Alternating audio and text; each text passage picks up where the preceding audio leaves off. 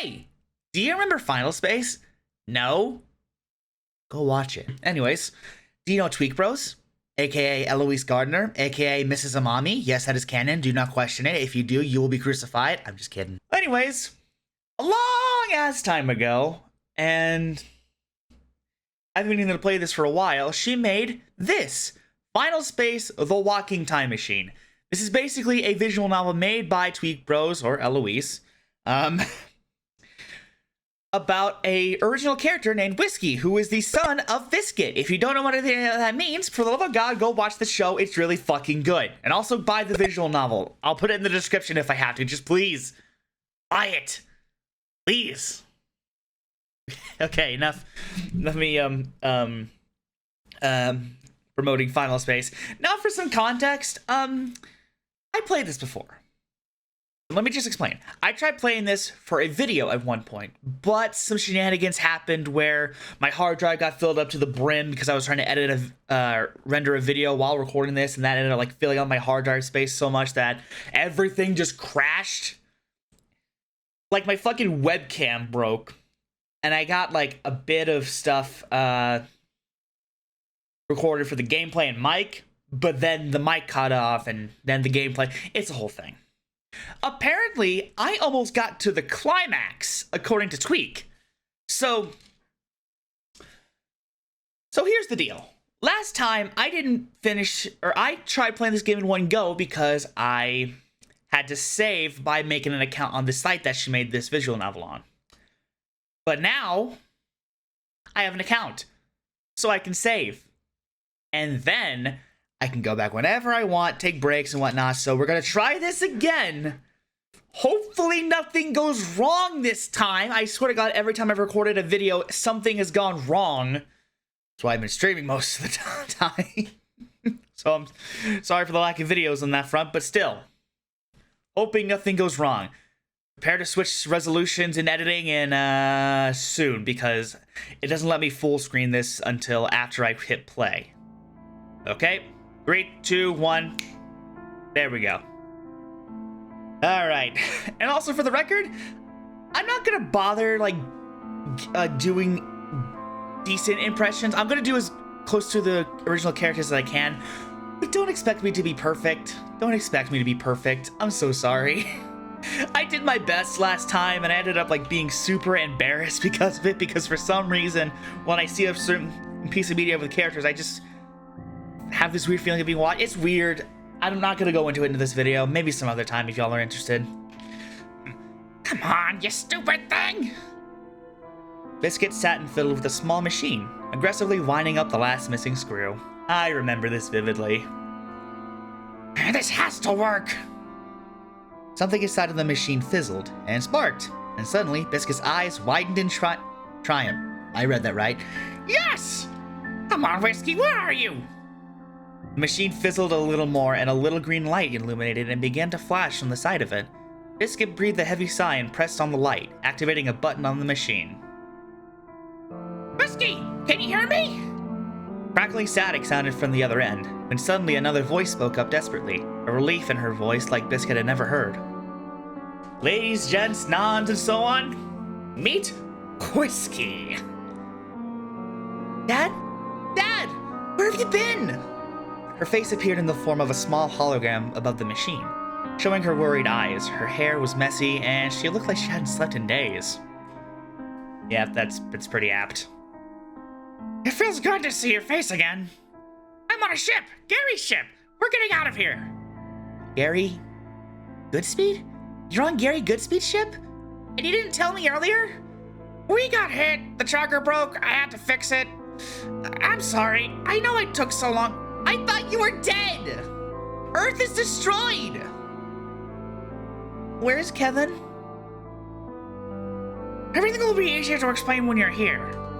Remember what we practiced? Biscuit stepped up from where he was seated, circling around his room and describing the scene to Whiskey, holding his machine out so that the hologram could scan the items in his room and making it easier for Whiskey to visualize it. Remember one of the rooms in the ship Kevin built? There's junk everywhere. My junk. Clothes and scrap? Yeah. Got it? Got it. Whiskey closed her eyes and the connection of the call became fuzzy. Whiskey's hologram dissolved and suddenly there was a blinding flash of purple light in Biscuit's room. Ah, there she is, the guest of honor. Whiskey shielded his eyes. No. Biscuit shielded his eyes. Oh, God. Hang on a sec. Oh, my goodness. Alright. Sorry about that. Moving on. Biscuit shielded his eyes, opening them again a moment later when the color faded. Color spelled with a U because American spelling is based on capitalism. No, that is not a joke. There we saw Whiskey. He saw Whiskey. Sorry, I'm not in the story. Tired and worn, but smiling all the same. Dad! She held out her arms and Biscuit came running up to her, climbing up into her shoulders and hugging the side of her face strongly. The two of them purred, enjoying the silent acknowledgement that they had been apart for far too long. Who is this, Biscuit? Hi, H.U.E. You? You're not going to sound the alarms? You clearly know each other. I do not think she is a threat. I am merely curious. Plus, I've been watching you work on that machine for days. I was afraid you'd hiss at me if I'd asked. You're right, I would have. I said this before when I was recording this last time. This game's writing is on point with Final Space's writing. This is Whiskey. She's my daughter. I didn't know you had a family, Biscuit. I thought Kevin Van Newton was all you had. Where is he? Silence filled the air for a few moments. It seemed neither H.U.E. nor Biscuit knew what to say, or how to say it. Whiskey's previously lit up eyes darkened, and her ears drooped as she relaxed her body. It seemed she got the idea, given she had seen Earth and stated as now. Cases. Oh. Biscuit once again felt a lump in his throat. He was normally good at making her feel better, but he had never really lost anyone close to them before. It had been Kevin, Biscuit, and Whiskey since as far as she could remember. Biscuit rested his head silently against hers, feeling their whiskers brush against each other's, sending an invisible tingle through this body. Life would be different now. It's nice to meet you, Whiskey. Whiskey let a small pained smile break through her lips, and she looked up at the roof of H.U.E.'s voice was coming from. I swear to God. I'm doing a lot better than I did last time I tried recording this, but it's still really embarrassing. Christ. You too, H.U.E. Hang on. I think it's loading. Yeah, there we go, because sometimes the thing takes a minute to load so that I can... I don't know really how this website's visual novel stuff works. Apparently this is well known for making your own visual novels, but... I don't know, man. I don't know how the intricacies of this thing works. All I know is that you have to make a save file because this is on a browser. Or not a save file, an account because this is on a browser and you can't download the games directly, which sucks, but it's like... I guess it could be worse. At least it allows me to use a VPN so I can block all the ads for the video. Because, yeah, there are ads. Thankfully not in-game, but still on the site. So keep that in mind if you want to play this for yourself. Sometime later. Hey, Gary Goodspeed. Gary stomped powerfully through the ship's hallways, heading into the direction of Biscuit's room. When everyone in the ship complained enough about finding Biscuit's tools and all sorts of places on the ship, he finally took up one of the empty rooms for himself. Unfortunately for Gary, excuse me, saliva, Biscuit had chosen the room furthest from everybody else, which meant he had been stomping powerfully for longer than he had liked. Goodness. He clenched the Tiger's screwdriver in his hand and lifted his heavier metal arm, preparing to knock before stopping himself a few millimeters from the door. People usually would get bitten if they went into his room uninvited, especially if he was working. It was for that reason he mostly kept the doors locked, and they created a rule about always knocking before disturbing Biscuit. But Gary looked at the screwdriver in his hand and recalled the moment he slipped on it and landed straight onto the cool metal floor of the ship. You open the door. Unlock the door. The door slid open and Gary walked straight in, puffing his chest out defiantly. He had cautiously stepped in to avoid the insane amount of junk on Biscuit's floor. Biscuit, Gary explained what this screwdriver was doing? Trying to murder me? Biscuit's ears flicked up before his whole head swiveled around into Gary's direction, narrowing his eyes until they fell upon the screwdriver in Gary's hand. Oh, there it is. I've been looking all over for that, you know. Biscuit got up and walked over to Gary, climbing up onto him and snatching the tool from his hand before jumping off of him and landing back onto the floor, walking over his pile of scraps and bolts. Excuse me. He sat up back on the floor, waving his tail happily as he used the screwdriver on the machine he was working on. That's it? No apology? For what? Indirectly destroying my beautiful face? Look, I didn't do nothing. If you were looking for an apology, you should have asked the screwdriver before you gave it back to me. Biscuit waved the screwdriver in Gary's direction, sticking it into the crook of a bolt he finished and continuing to work. Gary stood in silent disbelief at the Tiger's ignorance and was about to call him out on it when a purple light flashed from inside of Biscuit's closet. What was that? Before giving Biscuit a chance to answer, Gary walked a few steps over to the closet and opened the door. But now came a body along with a bunch of miscellaneous closet sci-fi items with a loud crash. Ow. Whiskey, are you okay? Biscuit rushed over to the person who Gary now had a clearer view of. She had big dark ears and a long gray tail. Most of her body was covered in dark gray cloak. The Ventrexian. Who was she? Oh my, what is that? What do you mean, what is that? It's a Ventrexian. You of all people should know that. I know it's a Ventrexian. I don't know what it's doing in their closet. Biscuit checked over the Ventrexian's face, making sure she was okay. He held out her chin and began to pat her hair as he talked. He comes and goes, but I take care of her most of the time. I named her Whiskey. Like the drink? No? Like Whiskers, because she's a Ventrexian. You know, Whiskers, Whiskey. They don't even sound that similar. They do too. Gary wasn't finished with his questions. He had just found a living being inside of Biscuit's closet. He wasn't going to push that aside. Second question. By take care of her, do you mean lock her in the closet? Biscuit's ears folded back and his eyebrows furrowed, clearly offended. He scoffed. Of course not. She just transports herself in there sometimes. Everything all right in here? Hey, Avocado, how you doing? Welcome to the party. Whoa. Avocado made his way into this room, the open door, and crashing from the closets. Oh God, let me try that again. Avocado made his way into the room, the open door and crashing from the closet's fall clearly having alerted him. He drew his blaster and pointed it at Whiskey, who was wide and frightened eyes stared back. Who's this? Biscuit let go of her in a moment and stood in front of the blaster, waving his paws at it until Avocado slipped it back onto his belt. She's mine! Put that toy away! What do you mean she's yours? She's a Ventrexian. He takes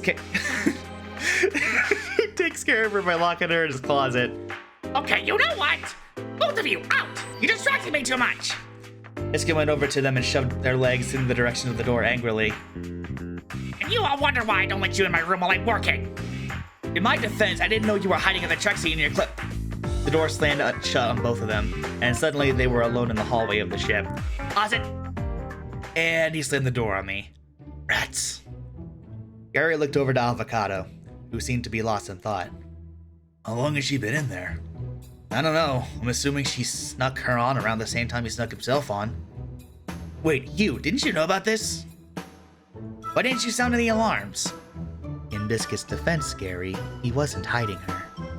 Nobody bothered to look. Oh, what? Look in the closet to check and make sure he isn't hiding a living Ventrexian girl in there? Gee, my bad for not checking enough. Who's hiding a Ventrexian in their closet? Little Kato! Little buddy, how you doing? Spider Cat, I think, was his nickname, right? I can't remember. Tweak, let me know. Please, if you're watching this, let me know. They looked down at the smaller, his gaze serious and curious. Hey, that rhymes. Gary wondered how long he had been listening to them to know that, but had his queries cut short by Avocado's answer. Biscuit, but be careful, Little Kato. We don't know anything about her. She could be dangerous. Little Kato folded his arms and bit his lip, visibly resisting an eye roll. Sure. I'm serious. I know what you're like. I said sure. Back off. Ever since Avocado's secret about killing the king and queen of Ventrexia had come to light, things between the two of them have been rough. Again, watch the show, for the love of God. I'm not going to give any context to this. If you want context, just go watch the show. You can find it on British Netflix if you have a VPN. Hopefully, I'm assuming, I hope it's still on there. I had to use a VPN just to watch this thing legally. Go watch it. Pirate it. YouTube Premium. I don't care. Just go watch it. I'm not giving you any context. Find it yourself. Awkward tension hung in the air until Gary made a quick excuse to cover up for the both of them, took Avocado, and walked the opposite direction they came. Good lord. Whew. Little Kato watched them until they were for sure out of his sight before knocking on Biscuit's door himself. Why did he have to listen to Avocado? Biscuit, it's me. The door slid open ever so slightly and a small furry body appeared at the bottom of the doorway. No! But I just told your dads to leave because they were distracting me. No! I just wanted to help. You want to help? Biscuit's eyes shone and his entire expression melted into a happier one. He opened the door and allowed little Kato to come inside. You should have said so sooner. I'm so excited I can't even use words properly. I've got so much stuff I need to help with, and usually only one person to help with it. Maybe you should start cleaning your room, dude. But how would I be able to find all my stuff? Little Kato caught sight of the Ventrexian, hope flaring in his chest. He decided to be patient so it didn't seem like he had a clear agenda and didn't actually involve helping Biscuit at all. I don't know, labels? You could build anything. Why not build a label maker? I'll have to think about it. Whiskey, go get all of my thingamabobs and whatchamacallits. Little Kato watched her go into a part of the room and searched a messy pile of tools for things Biscuit needed. He wondered how she even understood him. What you doing? Just making something for Whiskey. Her name came up once again, and suddenly little Kato remembered himself of what he was doing there. He needed answers. He knelt down on his knees and came closer to Biscuit, who was staring proudly at his creation. What? What's the deal with Whiskey, by the way? Oh, she's my kid. But little Kato looks back up to Whiskey, who was still looking through the tools at the other side of the room. He lowered his voice as he continued. She's nothing like you. We're not related. But you just said. Biscuit began to purr, and his tail waved slowly as it did when he was happy. We're related in a different way. Surely you know what I mean. That's still, Biscuit, that is still a fresh scar for little Kato, please. Like, let's not bring that up right now. Little Kato thought of avocado bitterly. He knew exactly what Biscuit meant. Did Whiskey? Does she know that? Biscuit nodded and little Kato impulsively continued. And she's okay with it. You sure are asking a lot of questions for someone who wanted to help out. Whiskey's ears flicked up from where she was fiddling with tools and pieces, and little Kato waved his hands in front of Biscuit, telling him to be quiet. You're a little... sorry. You're making it weird. You can't expect me to not be curious about another Ventrexian. I mean, why even hide her? I didn't really hide her. You knows about her. Probably because he's the only person that's ever stepped foot in your room. Not even. He literally exists in your room constantly. That is true. Did you ever think of letting her out for some fresh air? She comes and goes as she pleases. She didn't want to leave my room when she was on the ship. She's shy. Little Kato had no idea what he meant by when she was on the ship, but chose to ignore it, as he saw an opportunity to force himself into Whiskey's friend circle.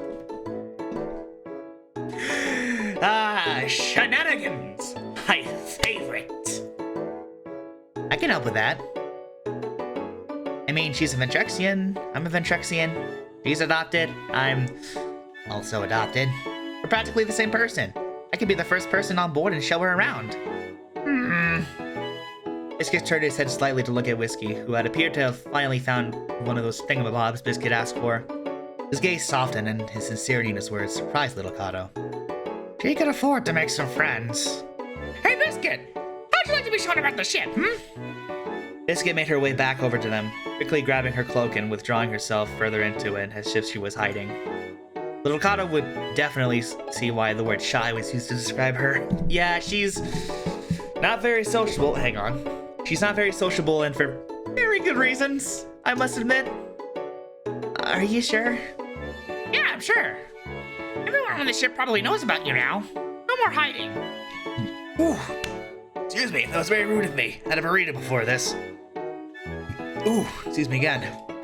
Whiskey released a small smile at Biscuit before reluctantly making her way towards the door. Little Kato went to follow, when a small set of paws grabbed his tail and pulled him back. Be careful with her. Little Kato... Oh god, the change of expressions on both him and Little Kato just cracks me up. Little Kato nodded back, relieved when Biscuit's grip on his tail disappeared. He wondered if Avocado was ever that protective of him, the same way that Biscuit was for Whiskey. But of course he was. The two of them stopped at no end to be together. There we go. But... Ah, there we go, okay. Sometimes... I had this problem in the previous thing. I don't know why it wasn't, like, coming up as frequently, but... In the last time I did this, I had a lot of trouble clicking. I'm assuming because I was clicking here and not, like, anywhere clickable, because usually I'd have my mouse cursor down here to not get in the way of the stuff on top. So I think that might be the reason. I have no idea. Would now be a good time to stop? I have no idea. I'm trying to think of a good place to leave off for suspense. Wait, I got it. Hang on. The two of them walked out of Biscuit's room, and the door shut behind them. Little Kato could feel the nervous energy arise from Whiskey beside him, and realized that it would be her first time leaving that room. He began walking down the hallways, Whiskey trailing along behind him silently. So, Whiskey, I don't think I introduced myself. I'm Little Kato, the Prince of Ventrexia. It was the first time he had introduced himself as such, and it felt pretty cool. Though he wasn't currently doing Prince of Ventrexia things, by blood it was right for him to introduce himself as one. Because he's the prince of his people. Unfortunately, his adoptive father marks them. And when he saw that the baby survived, he was like, I gotta take care of this little creature. Again, show, watch it, do it, please. For the love of fuck, watch it. This might help her remember some stuff too. Nice to meet you, Your Highness. Do you know where the Ventrexia is? I don't know. I know I am one, a Ventrexian.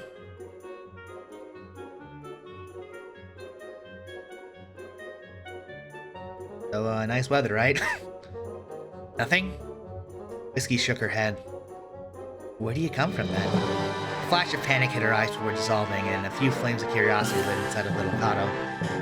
I mean, the fucking, flash of panic might be a good sign to back off, I'm just saying. Like, shenanigans and tomfoolery are all good and all, but let's not force her to say anything she's not comfortable with talking about. I'm just saying. He hoped she continued this time, but to his disappointment again, she turned to him and shut her eyes into a calm smile. I don't remember much from before Biscuit found me. You don't call him Dad? Oh, no. I mean, sometimes I do. Yeah. Hey, don't change for me. Speaking of names, I should probably tell you about everyone else on board. Oh, I know about most of you. I can't read. You do? Well, I watched Gary's transmissions. This Dad told me a lot too. I'm just terrible with names. You know Gary's, it can't be that bad. The only ones I remember are Gary and the green one. Avocado? Little Kato stifled a laugh. No, that one's Mooncake. He's not here with us right now. Mooncake. Watch the show, I'm not explaining it. Whiskey was quiet for a moment, seemingly assessing the weight of Little Kato's answer. Mooncake kind of looks like an avocado. That was close. Sorry, Your Highness. Sure you were. Hey, you don't have to call me that, by the way. Your Highness? Oh, why not? I'll explain sometime, but for now, Little Kato's fine. The two shared a genuine smile at each other for the first time when a loud and obnoxious voice faded into earshot from behind them and Little Kato groaned. Oh no! Hey, Little Kato! Who's this? Is this a kid I heard Gary and Avocado telling everyone he was worried about? Get off of her, Kevin. Kevin had circled around them and begun poking at Whiskey with his mechanical claws. She only seemed slightly uncomfortable, but it was enough for little Kato to have a reason to push him away from her. It may or may not be. What do you know? They said she was hiding in the closet for months. And Avocado told you to stay away from her. Little Kato knew that there was no way Avocado wouldn't find out that they were together now that Kevin knew. He grabbed Whiskey's hand and walked them down a different hallway, calling out to Kevin behind them. I don't know where you heard that, but it's not true. Once Kevin...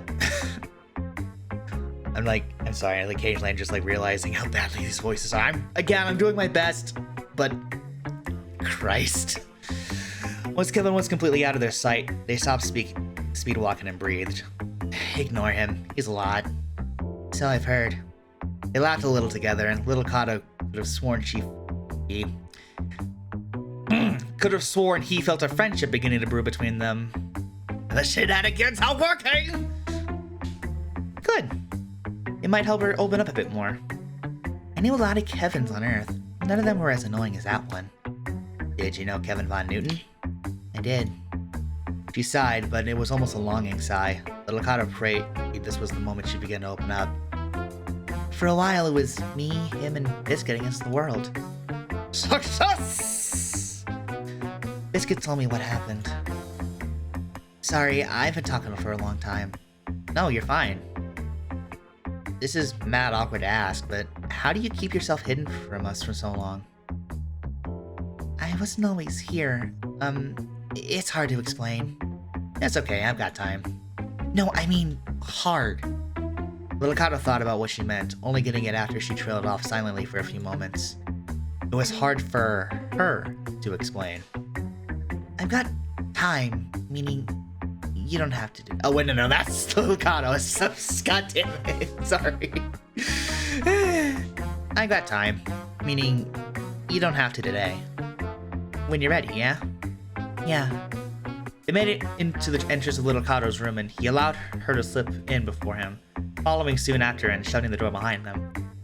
Since you're part of the crew now, how about an outfit change? He hoped that maybe when she tried on some of the new clothes and got to know the others, that she might become a little more open. He wondered what she was really like behind her shy, quiet demeanor. She clearly was more comfortable around Biscuit. Hey, Hugh, could you lock the door for us? I don't want Kevin barging in here again. Sure thing, Little Kato, but be careful. Whiskey shuffled her feet uncomfortably again, and Little Kato tried to ignore Hugh's warning. What would he know about her anyway? Why was everyone so suspicious? You seem kind of my size. How old are you? I don't know. Really? He shared a look with her and saw truth in her eyes, deciding not to question it. It seemed she had memory problems, and if Little Kato had any questions he desperately needed answering, he was sure Biscuit would know. I'll grab some of mine and hold it against you to see if it'll fit.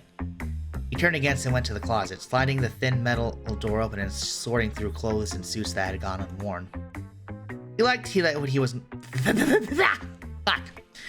what he normally wore and didn't really see much use in changing out of it, as if they had time to choose what outfit they'd wear for each doomsday anyways. Here. Little Kato grabbed a piece similar to his, but in a more blue color. He didn't know if it would suit her, but his main concern was making her feel more like she belonged. He walked up to her and held it against her, tilting his head a little. She still had her cloak on, so it was hard to see if it would fit. Do you mind if I... Whiskey's eyes widened as she stepped back a little, hitting the wall. Confused, Little Kato came closer and grabbed her cloak with one of his paws. Maybe don't? Dude? I think if she jolts away to the point of hitting a wall, I think that's a good sign that you should maybe back off? I'm just saying. Just saying. She jolted back even further, the cloak revealing more of her body, and she moved suddenly. He saw a light purple glow from the small glimpse he got and became curious. What was that? What was what? The purple glow coming from inside your cloak? Are you hiding something? Little Kato swore he saw a drip of nervous sweat fall from Whiskey's forehead as she answered. No. Little Kato stepped away from her for a sec, suddenly growing worried. She was definitely hiding something. What if she was dangerous? What if Avocado was right? Upon Little Kato backing up, Whiskey's gaze became frightened for a moment. She stared at him for some heartbeats before lowering her gaze and lifting her cloak to reveal her stomach. I'm Crystal. I see. Never in little Kato's time alive did he ever want to see another one again. Not after what happened last time. Right in front of him, somehow inside of Whiskey's body, was a time shard? 60 years trapped alone inside of the crimson light struck little Kato's mind again. He thought about it every time he was ever alone with his thoughts again, but he shook his head. How is that possible? How is it inside your body? He looked back up to Whiskey, slowly tearing his eyes away from the glowing shard. She cowered into herself a little more, biting her lip nervously. It's freaky, I know. No, freaky isn't the word for it. Does it work? Not the way it's supposed to, according to my dad. Little Kato breathed a sigh of relief, knowing that if Biscuit had said that, he would be certain about it. At least he wouldn't get stuck in one alone again, or so he'd hoped. But her wording just made his curiosities grow even further. How did you even get this inside of you? Dude, no, don't, please, no, that's not a good idea, please don't ask that. Without a second guessing it, if it was morally okay to touch a newly made acquaintance's wound, or, well, try to stick his paw through it, he lifted his paw and let his fingers fall slowly on the edge of the crystal, wondering if they would sink through. Buddy, that's not a good idea, maybe you shouldn't. They didn't rather gently rested on the surface of it, emitting a slight glow from where his fingers came in contact with it. Everything seemed calm for a moment, and little Kato was almost underwhelmed, and nothing happened, until he saw long, thin streaks of purple light come from beneath Whiskey's fur, starting from her belly and leading all the way up to the tip of her ears. This is why you don't pry, dude! Shenanigans are fine, but never pry! A worried expression overcame her face, and quickly her frightened eyes began to glow the same purple of the gem. Before long, little Kato had a second to process what was happening and take his paw off her. Everything flashed a bright purple, forcing him to shut his eyes against the light. When little Kato opened his eyes, he didn't recognize anything. Whiskey? It wasn't until then that he realized that they weren't in his room anymore. In fact, they weren't even on the ship. He stared at the building they were in. It was tall, with murky, dark walls and red accents. A few windows in the roof of the rocky, dark building were tinted orange, emanating an eerie, looming atmosphere within the room. He narrowed his eyes when he looked up to the end of the room and saw what looked like another Ventrexian, facing a wall along the back of the building, mounted with a large variety of weapons. He felt her paws grab and cover his mouth shut, dragging him behind cover. Her eyes were wide and frightened as she released his grip on him and peeked out from behind the cover. Is the weapon ready for testing? Yes, sir. Bring in the kid. Test number 245, the time shard. Seems dangerous, sir. Isn't that the point? Little Kato looked to the entrance as three bodies emerged from the dark room. Two strong-looking guards and a younger version of Whiskey restrained by handcuffs. Is that... Is it recording? Yes, sir. Alright, guards, hold her still. Whiskey had turned away from the scene, covering her mouth with her hands in fear. Little Kato continued to watch on, holding onto Whiskey's cloak to comfort her, as young Whiskey struggled in the arms of the guards. Quite the fresh wounds to open up there. They pulled out a long stick with a fractured time shard on the end of it and got ready to strike. No! It seemed he was a little louder than he intended, and every Ventrexian in the room turned to look in their direction. Little Kato looked beside him to Whiskey for help, but noticed she was gone, and all that remained was her cloak. Whiskey? Suddenly, young Whiskey made a break for the exit, running as fast as she could as the guards were distracted. It was here when little Kato realized what he had done. He had made Whiskey cease to exist. If she didn't get impaled now, she wouldn't have the shard in her. Little Kato was stuck.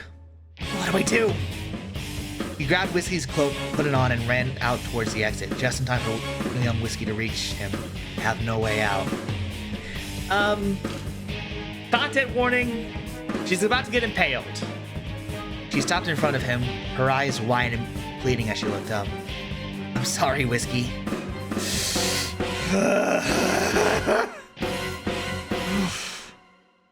They made eye contact when suddenly the shard entered through her stomach.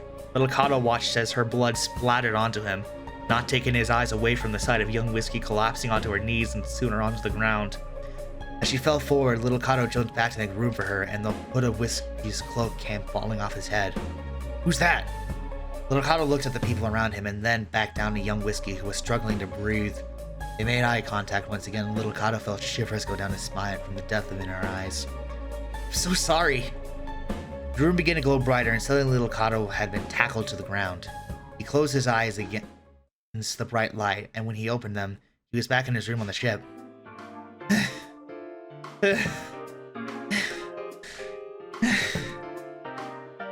Oh, Lord. Are you okay? I might edit in, maybe I'll add in... I don't know whose voice I would add in. I didn't know what I was doing that time. They had spoken at the same time, but neither of them really felt okay enough to laugh. Whiskey, what was that? Can I sit down for a bit? Of course, come on. He guided her towards his bed and sat beside her on it, flexing his paws awkwardly. He noticed that she couldn't look him in the eyes. What did he do? Sorry for almost killing you. Technically twice. It's alright. Oh, here, look, by the way. Maybe you, clean off the blood first? I'm just saying. Thanks. She took the cloak and held it up a little, looking at the small blood splatters on it. Little Kato cringed, getting up and offering to wipe it with the first thing he could find, which ended up being a blue piece he was going to give her. She sat in silence again after Whiskey put her cloak back on her shoulders. So, is that what Biscuit meant by it not working the way it's supposed to? Whiskey nodded. I'm still figuring it out. It's something to do with my brain. And time. Stuff. Is it just your memories, or did we go there? Did we look into your brain, or actually time travel? Did I mess stuff up? Tell me if I'm overstepping my bounds. You're fine. It's just... that's the first time I've gone back to that place since it happened. Little Kato looked at her with sympathy, and suddenly the weight of his first impression lay heavily on his shoulders. I'm so sorry. I didn't know it was gonna do that, honest. But I get it if it needs some time to... Fuck. Christ! Can't I read? But I get it if you need some time to forgive me. You're fine. You're the first friend I've had besides my dad and his boss. It was the latter. What? Your questions. Little Kato tried to recall what his questions were, too overcome with relief that he hadn't already ruined his shot with Whiskey to focus properly. Oh, time travel. Neat. They smiled at each other when the door to Little Kato's room slid open, and the doorway stood an angry-looking avocado with his arms crossed. I knew she'd be in here. Whiskey cowered a little, moving away from Little Kato. He noticed this and had to suppress a growl at Avocado when Biscuit appeared at the foot of the doorway with a grin on his face, and Little Kato softened. Whiskey! There you are! Thanks for helping me find her, Avocado. Whiskey, I gotta introduce you to everyone else. I don't want to show you something special. Whiskey shared a look with Little Kato that showed she was reluctant to go, but she did anyway, getting up from his bed and walking over to Biscuit, who tugged on the end of her cloak as they walked together. Then you gotta sleep. You look like you haven't in days. Little Kato watched them go, Biscuit's shouty voice fading into the distance before Avocado finally spoke. What did I say about being around her? We still don't know anything about her. For all we know, you could have been... And what gives you the right to boss me around? You're not my dad. Stop acting like it. Good night, Little Kato. The door shut behind him as Avocado left, and suddenly Little Kato was alone with his thoughts. He decided he might as well get an early rest, but every time he closed his eyes, all he could see was the painful, lifeless eyes of his friend's younger counterpart. Little Kato knew he didn't have any other choice. It was no different to Whiskey than... It was no different to Whiskey than having been stabbed in the first place. But it felt... wrong. Did she now have the memory of Little Kato watching her die? He shivered at the thought and wished he could have mustered up a proper apology before she left. Her abilities must have been powerful if it gave them the ability to change the past like that. He mumbled a little, thinking. If Whiskey could go to the past, perhaps she could take him to meet some people he had been lacking in the past 14 years of his life. Yeah, no, maybe, yeah, this is where the, maybe that's not such a good idea, Little Kato. Save. Ah, saved. Okay. I'm gonna leave this episode here. My God. Wow, okay, so I didn't... Well, I knew what was gonna happen, I just... Damn. Just damn. A lot of stuff I wasn't prepared to see again. But anyways, I hope y'all enjoyed this episode. I am definitely going to be finishing this game because I was this close to the climax, and for God's sake, I am not going to stop until I see what the hell happens. But anyways, thank you guys so much for watching this episode. If you liked it, hit that like button down below, and I'll see you in the next episode of whatever the heck I make.